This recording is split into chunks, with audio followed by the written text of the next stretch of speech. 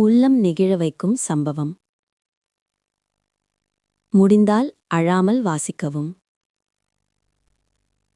மத்திய அரேபியாவில் நஜ்த் என்ற ஊரில் கிறிஸ்தவ குடும்பமொன்றிலே மகனாக பிறக்கிறார் இந்த சிறுவர்.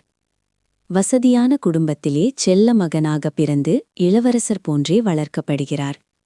ஆனால் அந்த ஆடம்பர வாழ்வு 8 வயது வரைதான் தொடர்ந்தது.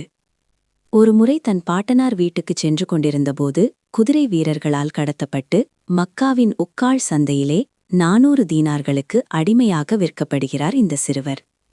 சந்தையிலே அடிமையாக விற்கப்பட்ட இந்த 8 வயது சிறுவனை ஹக்கீம் இப்னு ஹிஷாம் என்பவர் வாங்கி தன் மாமியான கதீஜார் அலி அவர்களுக்கு சிறுவனை கொடுக்கிறார். கதீஜார் அலி அவர்கள் இச்சிறுவனை தன் கணவருக்கு அன்பளிப்பாக கொடுக்கிறார். அதிலிருந்து நபியவர்களின் அன்பான அரவணைப்பிலே வளர்ந்து வருகிறார் இச்சிறுவர். மறுபுறம் செய்துடைய தந்தை மகனை பிரிந்த துயரத்தால் வாணினார். மகனை நினைத்து உருகி கவிதைகள் பாடினார். பிரயாணத்திலே காணாமல் போன தன் மகனை ஊர் ஊராக தேடி அலைகிறார். வெளிநாடுகளுக்கு வியாபாரங்களுக்காகச் சென்று வரும் பிரயாணிகளிடத்திலும் தன் அருமை மகனின் அடையாளங்களை சொல்லி விசாரித்துக் கொண்டே இருக்கிறார் தந்தை.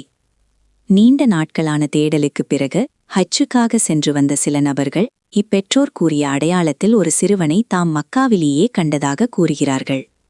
இச்செய்தியை கேட்டு இன்ப அதிர்ச்சியடைந்த செய்துடைய தந்தை மக்காவில் எந்த மூலையிலிருந்தாலும் யாரிடத்திலிருந்தாலும் என்ன தொகை வேண்டுமானாலும் கொடுத்து தம் அருமை மகனை மீட்டு வரலாம் என்ற ஆர்வத்தோடு பெருந்தகை பணத்துடன் மக்காவை நோக்கி புறப்படுகிறார்.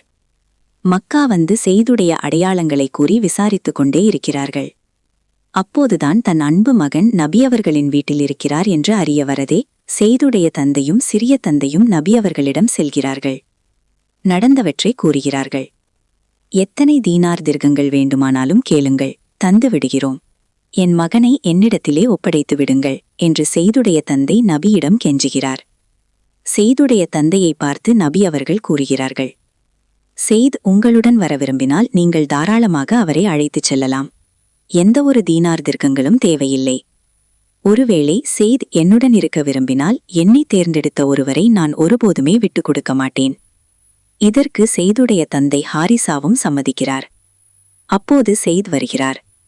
நபி அவர்கள் செய்திடம் வந்திருப்பவர்களைக் காட்டி இவர்கள் யார் என்று உனக்கு தெரியுமா எனக் கேட்கிறார்கள்.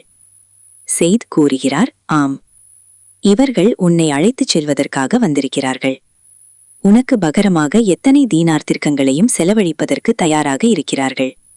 நீர் விரும்பினால் இவர்களுடன் சென்று விடலாம், அல்லது என்னுடன் இருக்க விரும்பினாலும் இங்கேயே இருந்து விடலாம் என்று நபி அவர்கள் கூற, சற்றும் யோசிக்காத அச்சிறுவன் நபி அவர்களை பார்த்து, உங்களை விட்டுவிட்டு வேறு யாரைத்தான் நான் தேர்ந்தெடுப்பேன், உங்களுடனேயே இருந்து விடுகிறேன்.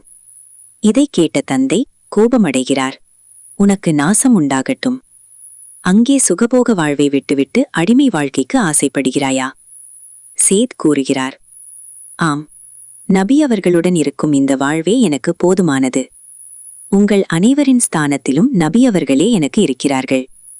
இந்த வார்த்தைகளை கேட்டு மகிழ்ந்த நபி அவர்கள் செய்துடைய கரத்தை பிடித்து கஃபாவிற்கு முன்னால் அழைத்து வந்து, மக்களே சாட்சியாக இருங்கள்.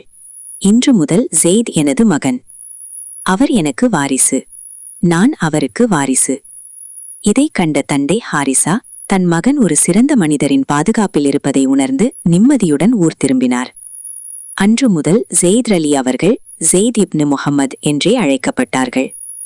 பிற்காலத்திலே வளர்ப்பு பிள்ளைகள் தொடர்பான சட்டங்கள் அருளப்படும் வரை அந்த 8 வயது சிறுவனின் கரம் பிடித்த நபி அவர்கள் பின்னாளிலே அவர்களே ஜெயித் இப்னு ஹாரிசா என்ற உலகம் போற்றும் சஹாபியாக மாற்றிக் காட்டினார்கள். ஜெயித் இப்னு ஹாரிசா தன் பெற்றோருடன் வாழும் இளவரச வாழ்க்கையை விட நபிகளாருடன் வாழும் அடிமை வாழ்வை தேர்ந்தெடுத்ததால் அல்லாஹும் பல லட்ச சஹாபாக்களுக்கு மத்தியிலே குரானிலே மொழியப்படும் ஒரே ஒரு சஹாபியின் பெயராக இந்த ஜெயித் இப்னு ஹாரிசாவை தேர்ந்தெடுத்தான். ஃபஹீமா ஃபாரூக்.